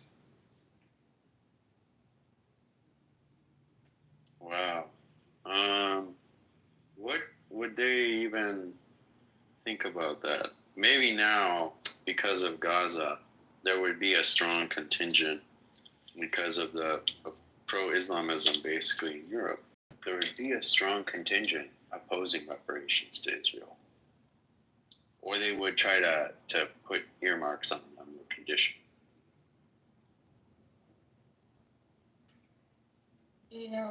A public apology goes a long way.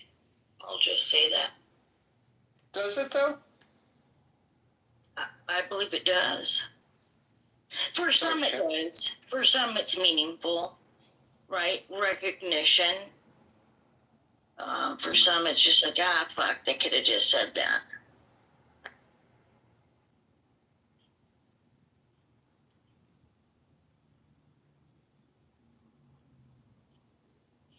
I don't know if that's true.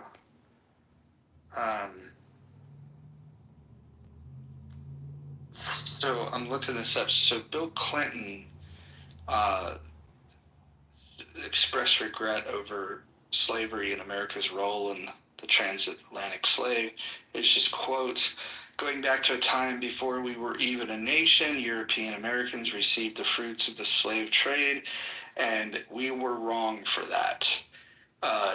George W. Bush said, one of the greatest crimes in history and a sin. Barack Obama says he acknowledged slavery and racism many times during his presidency. He did not issue a formal apology, though. I don't know. Like, do you accept what Bill Clinton said as an apology, or what George Bush said? Because they're not. No. They never said the words "I'm sorry," but they're acknowledging that it was wrong. No. I mean, a separate public apology addressing the situation, right? Addressing it in full. The recognition of it all. Yeah, some Congress people did that. Did they? Yeah, and it wouldn't matter. I mean, when Tony is saying, we wouldn't be having this conversation if people had been made whole or whatever. We would be, because people in democracy from time to time get it in their heads to vote themselves some kind of benefits from the public coffers. You're going to have these ideas, and they're going to be bad, and you have to oppose them. And there's nothing we can do to make this go away.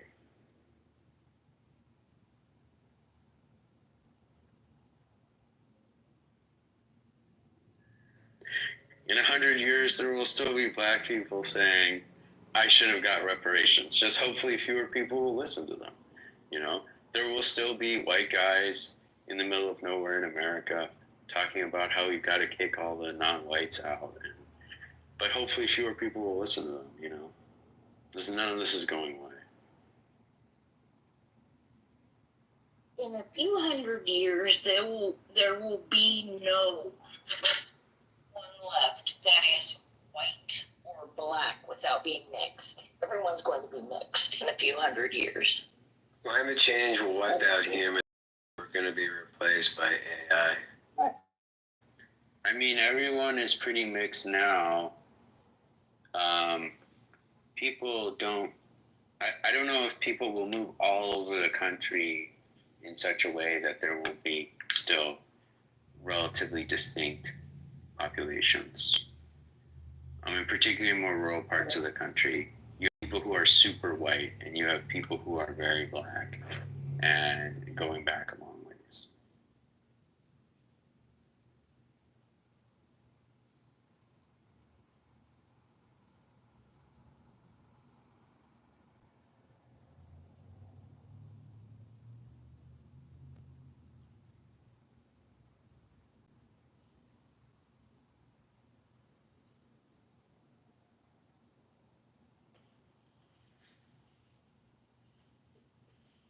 Jason, what do you think is the most evenly balanced topic on Clubhouse? If you were trying to index for, getting people in a room where the conversation would be equally balanced, is there a conversation that exists like that?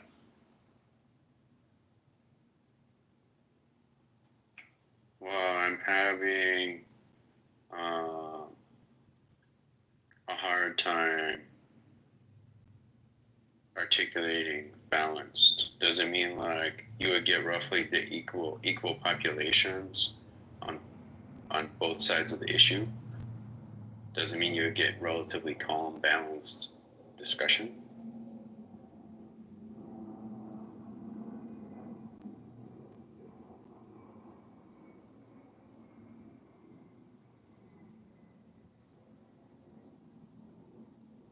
One thing that lots of people can agree on is they want to see the Epstein files. This is true, but I think the reason why people want to see it is pretty bizarre. Like, a lot of people want to see it because they're hoping that there's something super incriminating against the politician or celebrity that they don't like. What I don't hear, what I hear more is that they want it revealed so then they can say, oh, so-and-so was on the logs, so-and-so went to the island, and then try to, infer that they were participating in these crimes.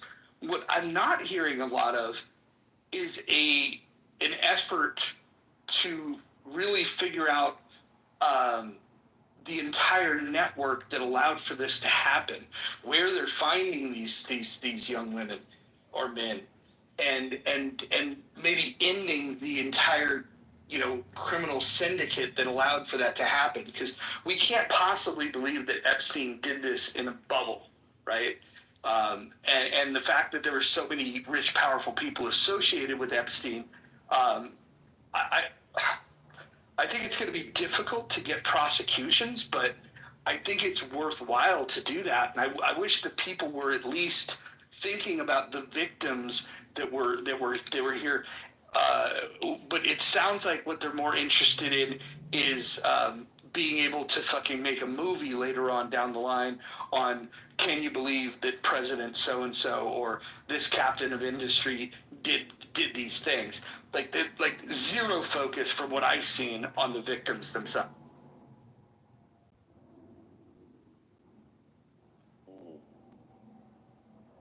Yeah, another thing, like the Epstein video, right?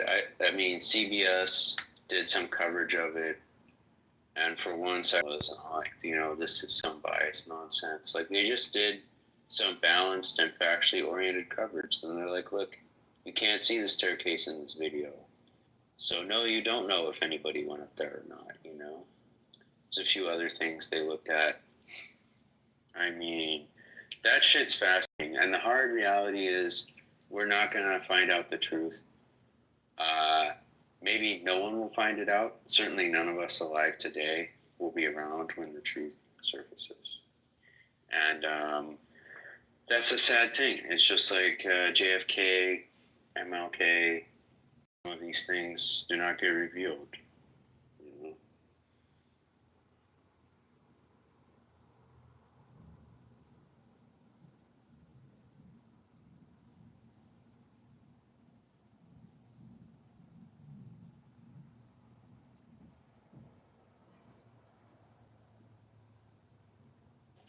Guys, I'm gonna get here.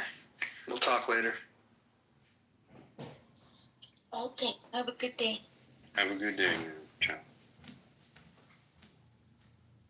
Ralph Lauren and Gianni Versace, all of our great, fashion icons of yesteryear, presented us with beauty. We wanted to look at beautiful people, man or woman. We didn't care if they were gay or straight or gender benders. We want to see beautiful people because beautiful people inspire us to want to be beautiful and go out and shop. We don't want to see fat asses. We don't want their identities and their zipper tits and their dicks cut off talking about we're selling and shit like this. We don't want to see this weird shit. All right? And so, shout out to American Eagle. Now, we're going to go in order. You came up first. Then we're going to go to Dr. Mitch. Shay, did you have anything to say, sis? If not, we'll go ahead and go to Dr. Mitch. But welcome to the stage, Shay.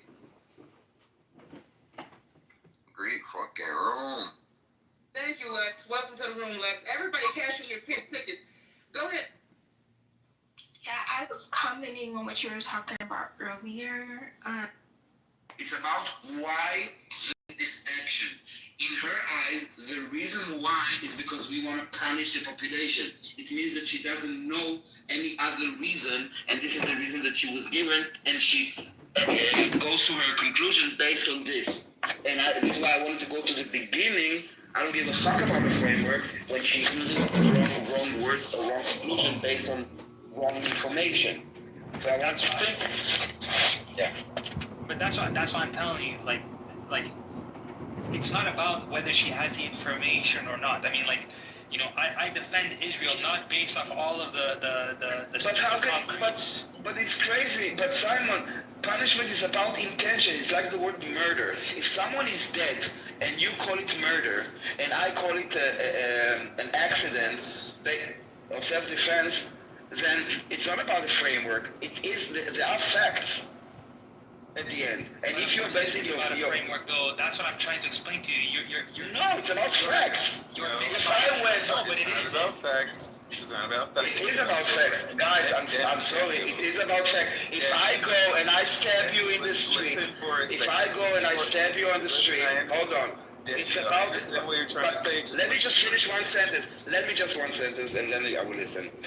I care about if I stabbed you because I saw you in the street and I hate you. It is murder. Okay? It's not self-defense. Yeah, it's very clear. So and calling it self-defense is without. Yeah. So one, Dima is still back in the room, so I don't want to speak for her. But based off of my conversations with her, she does not believe in the concept of states or rule of law in the same way that you do. She's working from a fundamentally different place of punishment, of law and order, of statehood, of rights, of individual rights, of collective rights, of land ownership, and what the words that you are using, while yes, they do mean something, they have a different reality to the way that she views the world should be. It's just like the way a communist views the world versus the way a person that believes in a republic state views the world. No, you guys are going too far. No, you guys are going too far. I'm sorry. You're not going far. You are going a bit too far. Because guys, please, no, you are over complicating a very simple thing, okay? With all your, let me finish. I understand. I heard you, and what can I do? I disagree with you, and I do think that you are over complicating and you are adding way more layers than needed. When you talk about the word murder, meaning that I killed you in a criminal intent, I don't give a fuck if you're a libertarian or the Democrat or a Republican or whatever. A murder is a murder. And when I use the word punishment, we can use it with a mother and child. We don't need to talk about nations. We don't need to talk about borders and states and all the things that you mentioned. I'm talking about the word in English, punishment. And the word punishment, and please let me finish. We are talking about intentions. I don't give a fuck, really.